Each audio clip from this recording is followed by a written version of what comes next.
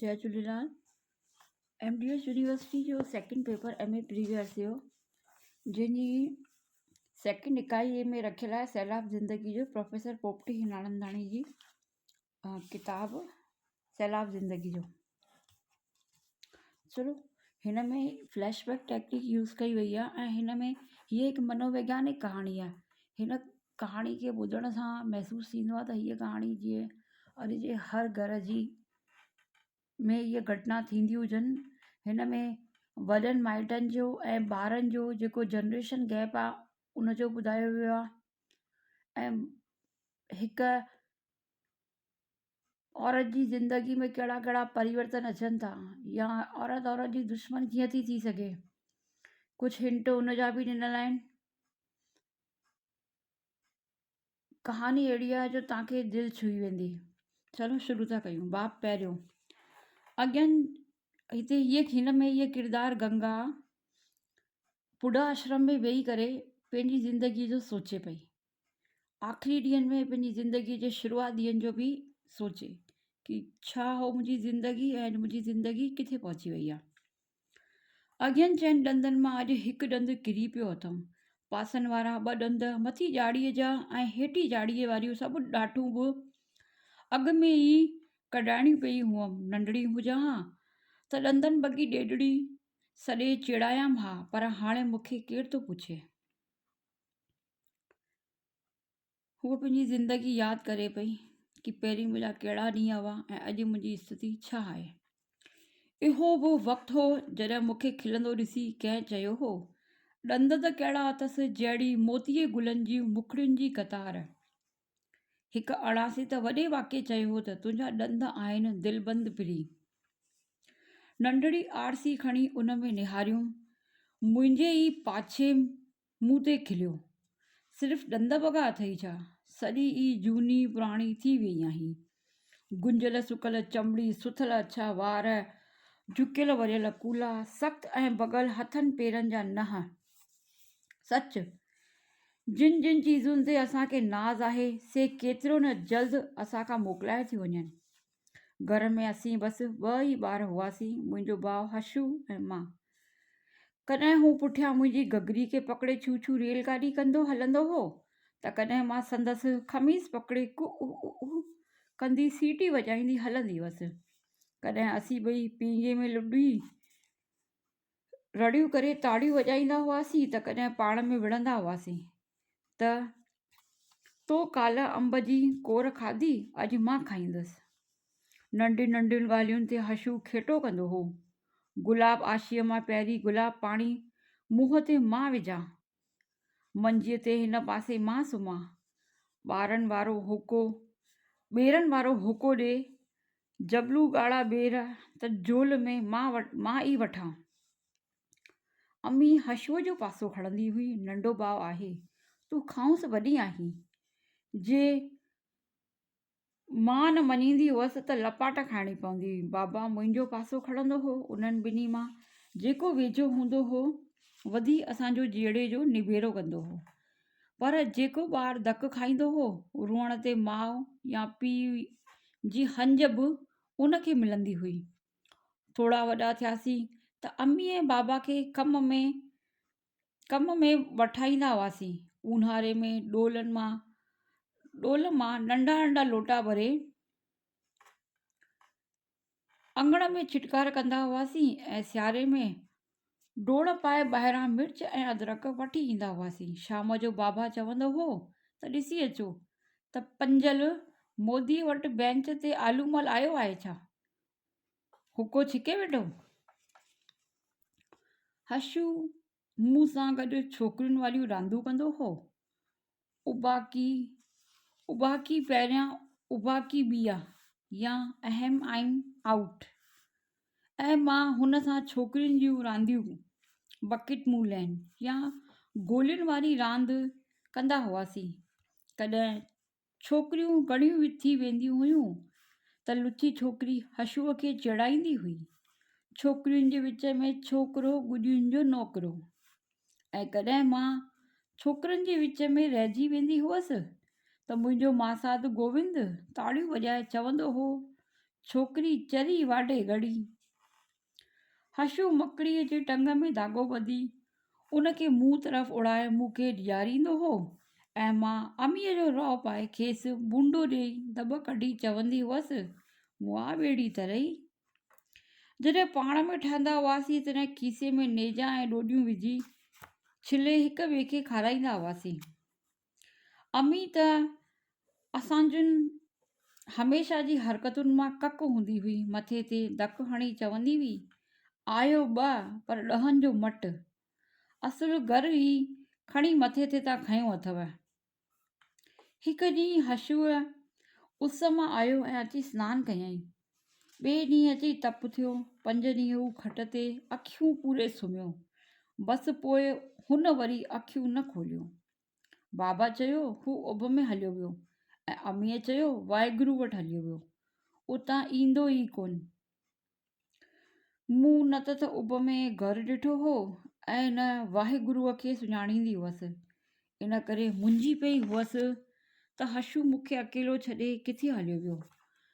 मुंहिंजो ॾींहुं मोगो ऐं राति तमामु कारी पड़जी वई। रांदि करण में त मूं सफ़ा छॾे ॾिनी, पर करियां बि छा वेही। असुलु ख़ाली ख़ाली थी पई हुअसि ॼण। हशूअ जे हली वञण बैदि अमी ऐं बाबा पाण में पिया विढ़ंदा हुआ। भाॼीअ में लूणु वधीक पइजी वियो या खाधो थोरो देरि सां तयारु थियो त बाबा असुलु तपी बाहि थी वेंदो हो। अमी बि संदसि गुस्से जो जवाबु तमामु वॾे वाक़े सां ॾींदी हुई। मां वॾी त हुअसि ई कील जो सम्झां त ही आंडे जी ॼर आहे। ॿिन्ही खे अंदरां ई अंदरां पई जलाए तपाए। सो हिननि ॿिन्ही जो विढ़णु ॾिसी मां घर मां भॼी वञणु चाहींदी हुअसि। जेके शयूं हशू दिलि सां खाईंदो हो सो हाणे घर में ठहंदियूं ई कोन हुयूं। बाबा ऑफिस में हलियो वेंदो हो त अम्मा ठा ठा पई रुअंदी हुई। हिकु ॾींहुं रंधिणे में कलाकु वेठी हुई त बि कुझु रधियाई ई कीन। मूं खणी ईअं ई पुछियोमांसि, अम्मा छा रधो अथई? त छिड़प ॾींदे चयईं, कंहिं लाइ रधिया, मुंहिंजो हाकिम पुटु त हलियो वियो। हाणे बाबा मूंखे वधीक घुरंदो हो, मूं लाइ ॾाढा टोल वठी ईंदो हो, पर अमी मूंखे हर वक़्तु पई छेबींदी हुई। अकेलाईअ में मां रोई पाण खां पुछंदी हुअसि त हशूअ खे मूं थोरे ई चयो त हलियो वञ। झगड़ो हिननि ॿिन्ही जे विच में थींदो हो ऐं स्कूल में सदा मूंखे मिलंदी हुई। पढ़ण में मुंहिंजो ध्यानु ई कीन लॻंदो हो। किथे बि केरु ज़ोर सां ॻाल्हाईंदो हो त मूंखे ईअं लॻंदो हो ॼण अमी बाबा पिया विढ़नि। कॾहिं कॾहिं शांत में बि मूंखे अमीअ जा वाका ॿुधण में ईंदा हुआ ऐं उहे ॿुधी मुंहिंजूं टंगूं ॾकणु लॻंदियूं हुयूं। हिकु दफ़े बाबा जो को ज़रूरी कागज़ गुम थी वियो। सवेल सुबुह जो हू मेज जा खाना खोले ठक करे बंदि करणु लॻो। अमीअ खां पुछियईं, को नासी रंग जो लिफ़ाफ़ो ॾिठई? अमीअ सिधो जवाबु ॾियण बदिरां चयो, मां बाहि ॾियां तुंहिंजे कागज़ खे। बसि बाबा अची ततो। अमी रंधिणे में वेही त बाबा बि पुठियां वियसि। बाबा बाहि तां देगिड़ो खणी करे परे उछलियो। पोइ त घमासान लड़ाई शुरू थी वई। मूं रजाईअ सां मुंहुं ढके छॾियो। गोॾा पेट में विझी मां कुरड़ी थी वियसि, पर रजाईअ अंदरि बि मां पाण खे महफ़ूज़ न पई सम्झां। बाबा बादल जियां गरजी रहियो हो ऐं अमी विझ बणिजी कड़कड़ाहट करे रही हुई। नेठि बाबा रंधिणे खां ॿाहिरि आयो, पर नेरनि करण बिना ई ज़ोर सां ॿाहिरियों दरवाज़ो बंदि करे हलियो वियो। बाबा जे वञण खां पोइ अमीअ मुंहुं मथां पियल रजाई लाहे खणी फिटी कई। लाट साहिब जी धीअ अञा चादर ताणे लेटी पई आई। अई उथ, स्कूल लाइ देरि थी वेंदे।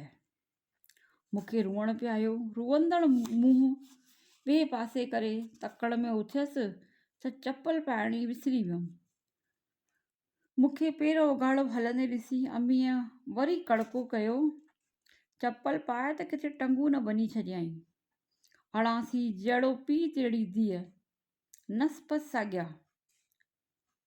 डांहि पाए ॾाहें पेर जी साॼे पेर में, साॼे पेर जो ॾाहें पेर में चपल पाए मां सनानु जाइ ला भॻसि। अंदरां कड़ो पातमि, तॾहिं बि सम्झा पई त अंदरि न आहियां। उन ॾींहुं स्कूल में इम्तिहान हो। अॻे ॾींहुं नई गगरी पाइण लाइ कढी रखी हुअमि। रिसेस महिल स्कूल में मां ॾाकण लही रही हुअसि त मथां कमला सुंदरीअ जी चोटी पटी, जंहिं वठी कीक कई। कीक ॿुधी मां 6-7 ॾाकनि तां बाजोलियूं खाईंदी अची हेठि पियसि। मुंहिंजी हिक ठूंठ ऐं ॿई गोॾा फटिजी पिया। उन्हनि रड़ियुनि ते त दादी गोमीअ टिंचर आयोडीन लॻाई, पर मुंहिंजी गगरी जो गेर वटां फाटी पई हुई, सो मां रुअण बंदि ई न पई करियां। घर मोटियसि त उते मोचड़ा पसियाई रखिया हुआ। अम्मीअ जोबो ॾेई करे मूंखे खट ते उछलियो। मां त हिन निभागीअ मां अची फाथी पई आहियां। शल कंद किरई, ही वरी छा करे आई आहीं? तुंहिंजो ही रोज़ जूं चटियूं केरु भरींदो? हशुअ बदिरां मौत तोखे ॻीही वञे आ। बाबा को अंदरि वेठो हो। हू ॿाहिरि आयो ऐं अम्मीअ खे धक हणण लाइ हथ मथे कयाईं, पर पोइ मूं ॾांहुं निहारे चुप थी वियो। उन ॾींहुं बाबा क्रोध न कयो, पर ॾाढी मज़बूतीअ सां चयाईं, हशुअ मां, अॼु खां पोइ तो गंगा खे हिकु बि लफ़्ज़ चयो आहे त घर मां ॿ घर थींदा। मां धीअ खे वठी केॾां हलियो वेंदसि। ईअं चई हू अंदरि हलियो वियो। अम्मीअ रुअण शुरू कयो। मूंखे ईअं लॻो ॼण संदसि दिलि मथां कंहिं ॾाढी कुराड़ाईअ या पोसराईंदड़ चीज़ करे उछली आहे। उन घड़ीअ में ई मां ॼण ॾाढी वॾी थी वियसि। मूं ॼाणी वरितो त हशुअ जी मौत अम्मीअ जे मन खे निहायत गहरी चोट पहुचाई आहे, जंहिं करे हूअ पंहिंजो मीज़ान ई विञाए वेठी आहे। पहिरें भाग में ॾिठोसीं त हशुअ जे वञण खां पोइ गंगा जी ज़िंदगी कीअं थी वई। उहा हुनजी मां पंहिंजो गुस्सो जेका अंदरि हुअसि टीस, पंहिंजो गम गंगा जे मथां ई कढी छॾींदी हुई। हुनखे धक हणी भुजो हणी, या फिर गंगा जी ज़िंदगी ईअं हुई कि भाउ खां पोइ उहा अकेली थी वञे ऐं हुनजी माउ जा जेके अंदरि गम हुआ कंहिंसां चई न सघंदी हुई त उहो कौर कसर गंगा जे मथां निकिरींदी हुई। हाणे बाप ॿियो। कमला जे पीउ जी हैदराबाद में बदिली थी ऐं हुन पंहिंजे स्कूल में मूं वारे क्लास में अची पढ़ी। हूअ कराची मां आई हुई, इन करे हैदराबाद जे छोकिरियुनि जी भेट में वधीक फैशनेबल हुई। ही कमला नयो किरदारु आयो आहे हिन में। हाणे वधीक फैशनेबल हुई। डिघी सींद, 2 चोटियूं, लुंडी स्कर्ट ऐं नंढा जोराब पाए हूअ ईंदी हुई त ॿियूं छोकिरियूं हसद विचां यानी साड़ विचां खेसि ॾाहुसि निहारे खेसि मिस कराची सॼे चिड़ाईंदियूं हुअसि। मूंखे त कमला ॾाढी वणंदी हुई। वॾियूं वॾियूं अखियूं, डिघियूं कारियूं बिंबड़ियूं, सन्हड़ा चप ऐं अखियुनि में सम्झ जी चमक।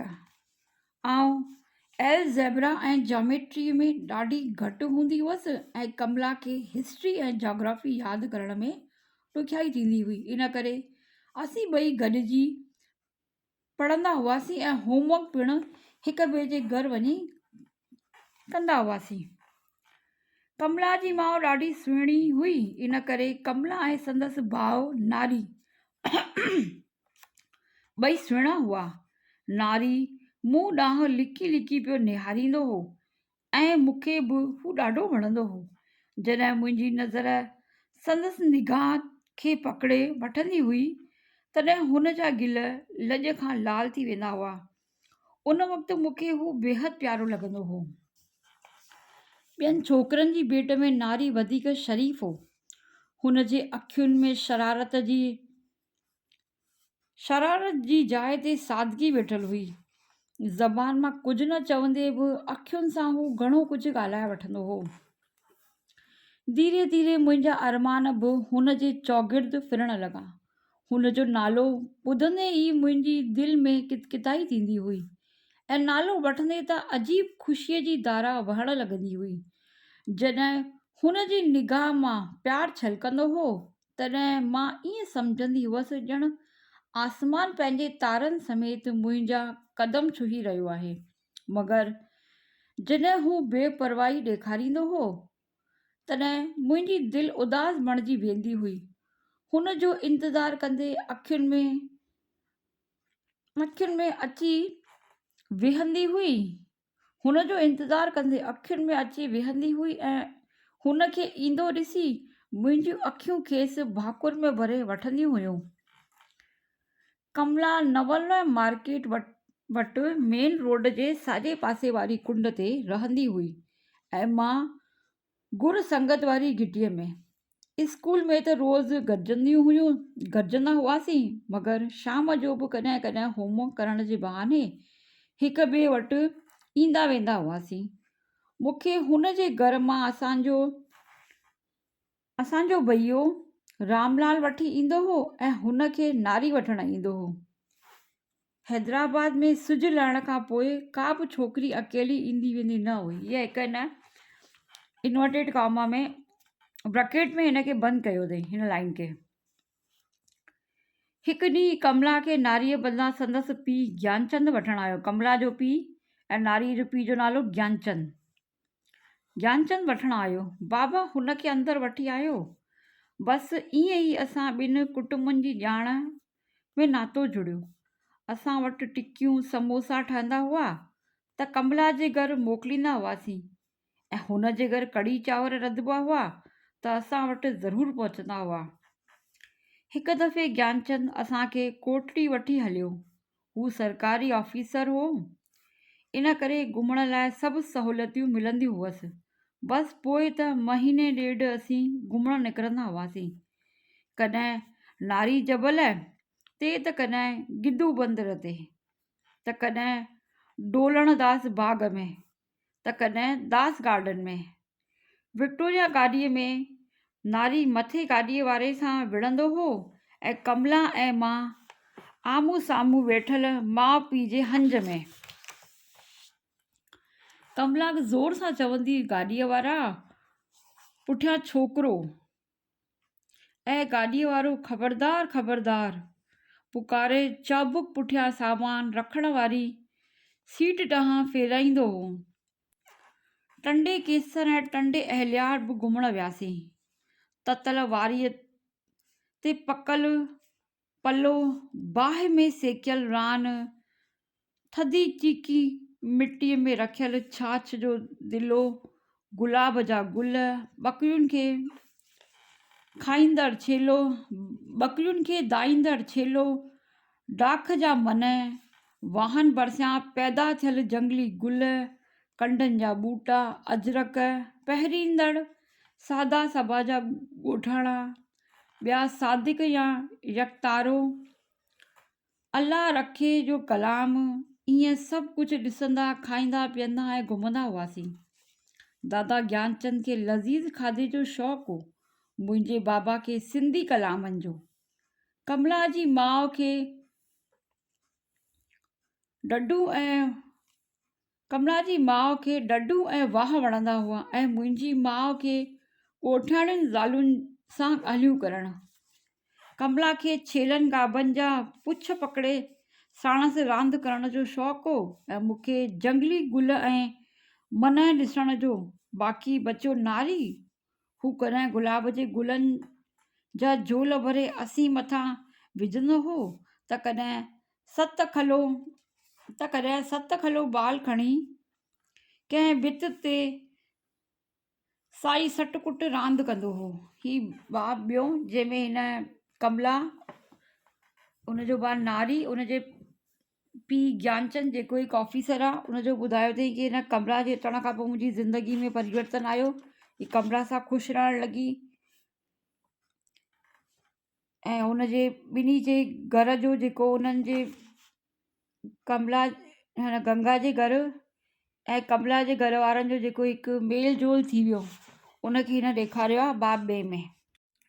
बाब टियों, हिकु ॾींहुं ज्ञानचंद अची चयो त मुंहिंजी बदिली थी आहे अहमदाबाद, सो असीं सुभाणे ई हली वेंदासीं। बाबा चयसि त अञा 5 साल ई न थिया अथई त कराचीअ मां बदिली थी आयो आहीं, एतिरे में तोखे वरी केॾां था बदिली कनि। ज्ञानचंद कमज़ोर बणजंदे थोरो खंगंदे चयो, हक़ीक़त में मूं ई कोशिशि कई आहे सिंध खां ॿाहिरि निकिरण जी। हिंदुस्तान खे ॿिराए 2 टुकर था कनि, उन हालत में सिंध में रही न सघिबो। हिन बाब टे में जॾहिं हिंदुस्तान जा 2 पासा थिया, उन जो दुख जो ॾेखारियो अथनि हिननि जे मथां छा छा थी बीतजे। बाबा वाइड़ो थी वियो। ॿई केतिरी देरि ताईं अलाह कहिड़ियूं कहिड़ियूं ॻाल्हियूं करण लॻा। मूं त बसि एतिरो ई ॿुधो त कमला ऐं नारी हलिया था वञनि। मुंहिंजा त 6 ई छिॼी विया। तड़ तकड़ में संभरी मां सिटूं पाईंदी कमला वटि वञी पहुतसि। सभई पेतियुनि वटि वेठा हुआ। मूं ऐं कमला बाकुर पाए ॾाढो रुनूं। कमला जी माउ खे इहा ॻाल्हि वणी ई कोन त को असांखे ख़बर पवे त इहे सुभाणे ई सिंध मां ॿाहिरि था वञनि। नारीअ जे अखियुनि जी चमक सफ़ा गुम थी वई। मूंखे त सुझियो ई न पिए त नारीअ खां कीअं मोकिलियां। कमला जी माउ हर घड़ी पे धीअ खे सॾु कयो। ईअं पियो लॻो ॼण मूंखे चई रही आहे त असांखे कमु आहे, इन करे तूं पंहिंजे घर हली वञ। ॿाहिरि निकिरी दर ते चाउंठ वठी बीही मूं सुॾिका भरे रुनो। हूअं कमला दर ताईं मूंखे उपराइण ईंदी हुई ऐं अधु खुलियल दर मां नारी बि पियो निहारींदो हो, पर अॼु मूं पाण ई उन्हनि जो दर बंदि करे छॾियो। शाम जो अमीअ जी साहेड़ी राधीअ जो घोटु कोटूमल आयो। हुन बाबा खे चयो, मोतीराम, मुंहिंजी सलाह अथई त जाइ विकिणी छॾ। तूं बि कॾो को पंहिंजी 2 जायूं विकिणी छॾ। मूं बि पंहिंजूं कॾो कोई 2 जायूं विकिणी छॾियूं आहिनि, पोइ अघु कोन मिलंदा। अमीअ ऐं बाबा ॼण मुंझी पिया हुआ। हू कुझु तय ई न पिया करे सघिया। ॿिए ॾींहुं असांजे क्लास मां 4 छोकिरियुनि स्कूल लिविंग सर्टिफिकेट वरिता। ईअं हिकु ॾींहं जे अंदरि ई अलाए छा छा थी वियो। हैदराबाद जे मेन रोड ते, जिते शाम जो छोकिरनि जी टोलियुनि जी चहल पहल लॻी पई हूंदी हुई, उते कुकड़ूकू लॻी वई। हूअ सभिनी जा ॿाहिरियां दरवाज़ा खुलिया पिया हूंदा हुआ। हाणे त असां बि 2 कड़ा पाए छॾिया। 3 ॾींहं स्कूल में सिर्फ़ु 15-20 छोकिरियूं ई आयूं। स्कूल में नोटिस हयो वियो त स्कूल 15 ॾींहंनि लाइ बंदि रहंदो। सभिनी छोकिरियुनि खे हाल में घुराए दादी हासीअ चयो, हाणे हिंदुस्तान मां हिते तमामु घणा मुसलमान ईंदा, शायदि असांजे घर में बि गिड़ी अचनि। असांखे पंहिंजी इज़त बचाइणी आहे। सभिनी छोकिरियुनि खे सिखणु घुरिजे त मौत खे कीअं घुराइजे। बिजलीअ जे बटण हेठि करे प्लग जे 2 टुंगनि में आङुरियूं विझी मरी सघिजे थो। तूतियो ज़हर त सभिनी ॿुधो हूंदो। उन ज़हर जी पुड़ी हर का पाण वटि रखे छॾे। असांजे मुंहं ते हैड हारजी पई, यानी असां वाइड़ा थी वियासीं। अजब दुख ऐं डप सभिनी गॾिजी अची असांजे मन में वासो कयो हो। दादीअ पोपरी जेका हूअ तमामु गहराईअ सां हलंदी हुई, उन जो मुंहुं बि पीलो पीलो थी वियो। बाबा चयो, मां बि पंहिंजी बदिली कराए थो सघां, पर पंहिंजो मुल्क कीअं छॾिबो। जाइ त मां कोन विकिणंदुसि। कुल्फ पाए हलंदासीं, यानी तालो लॻाए हलंदासीं, मतां वरी मोटी अचूं। हिन लाइनुनि में केॾी न आस उमेद आहे। छा बीतजो हूंदो उन वक़्तु जंहिं ॾींहुं पंहिंजा ई मकान छॾे करे उन टीचर जंहिं पंहिंजे हेॾे नंढे नंढे मासूम ॿारनि खे पढ़ायो, उन्हनि खे ई ॻाल्हियूं चयूं कि मौत खे कीअं गले लॻाइजो। केॾो ख़तरनाक पस मंज़र हूंदो उन वक़्त जो। अमीअ बि चयो त पंहिंजो छिनो कीअं विकिणबो।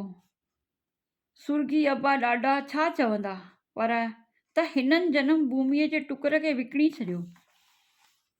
स्वर्ग में वेठल अम्मा बाबा छा चवंदा, इहे पिया सोचनि। हाणे त भॼ भॼ लॻी वई। अञा साम्हूं काल्ह रदाराम मास्तर जा कपिड़ा पे सुका त अॼु घर में तालो। अञा हींअर लालचंद भाॼी वठी पे आयो त 2 कलाकनि बैदि टांगे में सामान खणी पियो वञे। नेठि असां बि सिंध छॾण जो फ़ैसिलो कयो। मां सुबुह जो ई नानीअ खां मोकिलाइण वियसि। नानीअ 75 वरनि जी हुई, तॾहिं बि खड़ी कंडी हलंदी हुई। असांजी सोयल भाॼी मां कख पन निकिरी वेंदो हो, पर भाभीअ जे सोयल चांवरनि मां त साओ बि कीन निकिरंदो हो। ही पंहिंजी नानीअ खे भाभी करे चवंदा हुआ, जीअं असां पंहिंजी ॾाॾीअ खे भाभी करे चवंदा हुआसीं। नानी काठ जी वॾी संदूक वटि ओकड़ू वेठी हुई। मूंखे ॾिसी चयईं, आओ धीअ, तमीब था वञो। डाख जे गुच्छे मां हिकु हिकु ॻड़ी पई छिनबी त गुच्छो कीअं रहंदो। ही हवालो अची चुको आहे, पहिरीं बि हिन ते ध्यानु ॾिजो। डाख जे गुच्छे मां हिकु हिकु ॻड़ी पई छिनबी त गुच्छो कीअं रहंदो, यानी सिंध मां धीरे धीरे करे सभु वेंदा हली त सिंध कीअं रहंदी। भला अबाणा छन्ना कीअं त्यागबा, पंहिंजा अबाणनि जा घर आहिनि, वॾनि जा घर आहिनि, उन्हनि खे कीअं छॾियूं। मां त थियमि ॿुढी, हिन मैड़ खे केरु केॾांहुं वठी वेंदो, हिन ॿुढी आत्मा खे केरु केॾांहुं खणी वेंदो। मामो बि विरांडे में आयो। हुनजो पुटु दीनानाथ लाहौर में हो ऐं धीणस शादी करे कराची में रहंदी हुई। हुन चयो, दीनानाथ जो ख़त आयो आहे, लाहौर में त बाहि पई ॿरे। हू शायदि लाहौर मां निकिरी चुको हूंदो। लिखियो अथसि, तव्हीं बि हैदराबाद मां निकिरो। हितां निकिरी त वञूं, पर किथे वञी धिका खाऊं। तंहिंखां त हिते ई पाण खे गोगो ॾिजे, हिते यानी पाण खे रखिजे, मरी वञिजे, ॿियो छा कजे। इहो ई सोचींदा हूंदा। मां छा चवां। ॿिन्ही जे सवालनि जो जवाबु मूं वटि ई कीन हो। असां घर जे नौकरनि खे ॿुधायो, नौकरनि खे ॿुधायो ई कीन त केॾांहुं था वञूं या केॾांहुं था वञूं। मोहम्मद धोबी हमेशह जीअं धोतल कपिड़ा अची ॾिना, पर असां खेसि मेरा कपिड़ा ॾिना ई कीन। चयोसींसि त आर्तवार ॾींहुं अची खणी वञिजे। हू अहिड़ो शरीफ़ हो जो घणो ॻाल्हाईंदो ई कीन हो। चङो अम्मा, चई हलियो वियो। अटो पीसण वारी रशीद आई, ऐं अव्हां कॾहिं था वञो। वञो टरो हितां त असां लाइ को सुख थिए। ही पींगो त मां खणी वेंदीसांव। चओ त हींअर ई खणी वञा, न त को 7 ॼारियो अची खणंदव। केॾी न विचित्र सी ॻाल्हि आहे। हिन सिटुनि खे ॾिसी करे कश्मीर फाइल वारी बि ॻाल्हि यादि अचे। जीअं स्थिति उन वक़्तु हुननि सां थी हूंदी न, ओड़ी स्थिति वॾनि सां सिंध में थी हूंदी, जेके हिन किताब में अहिड़ी सुठी तरह हिननि जिन खे पढ़ो पाण ॿुधूं था त अहिड़े दिलि ते जीअं तलवारूं थियूं चुभनि। उन्हनि छा झेलियो हूंदो उन वक़्तु। धारिया अची खणंदव। अहिड़ी माईअ खे जीअं शक न पवे, जंहिं करे अमीअ खेसि 7 सेर कणिक ऐं 2 सेर जूअर पीअण लाइ ॾिनी। हू वेई त चयाईं, 5 ई आङुरियूं के बराबरि आहिनि। होॾां मोहम्मद खे ॾिस ऐं हेॾां हिन रशीदीअ खे ॾिस। खीर वारी लतीफ़ा त असांजी अम्मा हुई। हुन खे घुराए अमीअ संदसि नुंहं लाइ पुराणी हथ जी मशीन ॾिनी। अम्मा, ॿियो छा ते दिलि अथई? ही गड़ामज़ी खपई? तोखे नवार वारी खट ते सुम्हण जो शौक़ु कोन? हीअ विरांडे वारी खट चादर सूधी खणी वञ। लतीफ़ा रुअण लॻी। दीवान सदा जियो। ही खट ऐं चादरूं आउं केॾांहुं करियां? अव्हां आयो त अङण पिया सुहनि। ही वाणा ऐं बथाणा तव्हां खां पोइ बींग थी पवंदा। सुञ पेई वाका कंदी।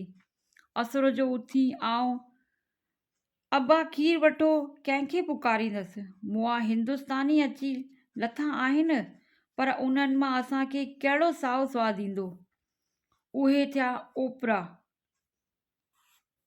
असां जूं नुंहरूं धीअरूं अव्हां खां त पर्दो कंदियूं ई कीन हुयूं, हाणे उन्हनि खे त मिलियो चइनि दीवारियुनि जो क़ैद।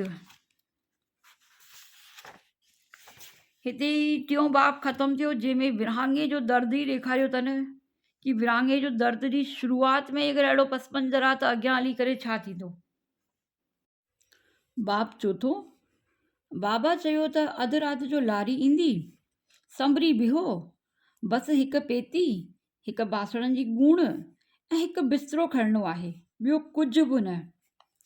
मूं केतिरियूं रिबीनूं गॾु कयूं हुयूं, दाणनि सां मड़ियल मस कुपड़ी ऐं विञणी, सोननि पैसनि जूं पुड़ियूं, हशूअ वारियूं सांडल कोॼियूं। भला छा खणा छा रखां। अमी पंहिंजियुनि पेतियुनि मां 7 रछियूं वठियूं, कंजे जूं थुलियूं ऐं गंज पेई कढे ऐं वरी मोटाए रखे, यानी सामान विझे पई, सामान कढे पई, अहिड़ी स्थिति थी वई। लेठ हिकु वॾी पेती भरियईं, पर बाबो आयो त अची कावड़ियो, चरी आई सही आई, हेॾी पेती राति जो खणंदो केरु। केतिरो ई सामान कढी वापसि रखिणो पियो। मुंहुं ऊंदाईअ जो ई पसी मीरपुर खास में पहुतासीं। बाबा जो भेणवियो खटूमल उते हो। उन ई राति जो ट्रेन जे उन दॿे में जेको स्टेशन खां परे बीहारियो वियो हो, असीं चढ़ी वेठासीं। दॿे में सभु ज़ालूं ऐं छोकिरियूं हुयूं। नंढड़ी हथ बत्तीअ में हिक ॿिए खे ॾिठोसीं ऐं सुञातोसीं। अमीअ जूं सौटियूं 12 सूधियूं हुयूं। सुबुह जो 4 बजे उहा गाॾो ट्रेन सां लॻो। अञा गाॾी थोरी ई हली त थोॾो ॾेई बीही रही। बंदि थियल दरवाज़े ज़ोर ज़ोर सां खोले 2-4 मुसलिम ऑफिसर चढ़ी आया। हिकु ॼणे हकल सां चयो, पाण सां छा खयों अथव? बिजलीअ जो सामान या को मशीन खणी नथा वञी सघो? इहे शयूं सिंध खां ॿाहिरि न वेंदियूं। अमीअ जी सौट हेमीअ छत जो पंखो खयों हो। वॾो बोब बाथरूम में रखियो हुअईं ऐं पंखनि मथां पाण चढ़ी वेठी हुई। बसि इहो ॾिसी हुननि असांजो सॼो सामान लाथो ऐं सभु खणी विया। हाणे असांखे सिर्फ़ु बुत ते हिकु वॻो पातल हो। खोखरापार स्टेशन आई त ट्रेन में चढ़ियल नारा हयां, भारत माता की जय। स्टेशन ते खीर, भुॻड़ा ऐं बोए चड़ा मुफ़्त में पिया विरहायाऊं। असांजे मन जी हालति अजीब हुई। असांखे न ख़ुशी हुई न ग़म। आईंदे जी का बि ख़बर न हुई। सिर्फ़ु माज़ीअ जा ढेर नज़ारा साम्हूं हुआ, यानी माज़ी यानी ईंदड़ वक़्त जा। पुराणो वक़्तु। सिर्फ़ु माज़ीअ जा ढेर नज़ारा साम्हूं हुआ। जोधपुर में वेटिंग रूम ते तरसियासीं। मुंहिंजे पीउ ऐं हेमीअ जे मुड़ुस रामचंद त सभिनी ज़ालुनि ऐं ॿारनि खे संभालण ऐं रहाइण जो कमु रखियलु हो। असांखे वेटिंग रूम में छॾे उहे जाइ जो बंदोबस्तु करण लाइ हलिया विया। ही सिंध मां अची करे जोधपुर में लथा। 11 बजे सुबुह जो टांगनि में चढ़ी असीं हिकु बंगले में पहुतासीं। सभिनी कुटुंबनि खे हिकु हिकु कमिरो मिलियो हो।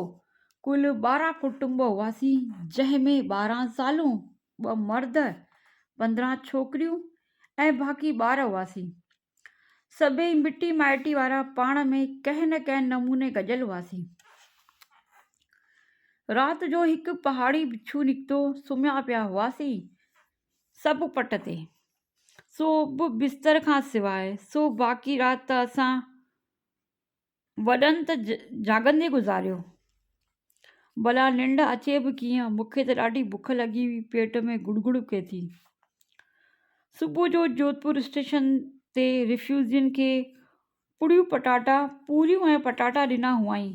मंझंदि जो पाड़े में रहंदड़ हिकु राजस्थानीअ पारां ॿारनि लाइ मानियूं ऐं कद्दूअ जी पटड़ी भाॼी मोकिली हुई त राति जो किथां चांवर हथु करे कुंवरी खिचड़ी रधे सभिनी खे ॿ केवियूं ॾिनियूं हुआऊं, पर उन मां सॼे ॾींहं जी बुख कीअं लहंदी।